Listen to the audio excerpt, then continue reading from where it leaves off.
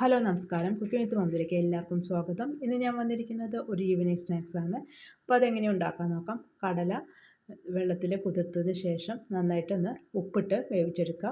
അതിലേക്ക് കുറച്ച് മുളക് പൊടി, ഗരം മസാല, കുറച്ച് കറിവേപ്പില, ഇഞ്ചി വെളുത്തുള്ളി പേസ്റ്റ്, ജീരകപ്പൊടി, കുറച്ച് കുരുമുളക് പൊടി. ഇനി ഇത് നന്നായിട്ടൊന്ന് മിക്സ് ചെയ്തതിന് ശേഷം ഇതിലേക്ക് കടലമാവ്, അരിപ്പൊടി, ഇനി ഇത് നന്നായിട്ടൊന്ന് യോജിപ്പിച്ചെടുക്കുക.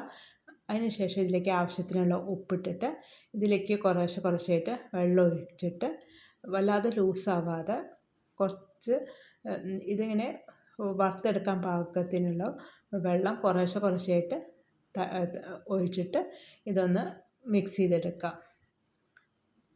ഇങ്ങനെ മിക്സ് ചെയ്തെടുത്തതിന് ശേഷം ഒരു ചീനച്ചട്ടി അടുപ്പത്ത് വയ്ക്കുക.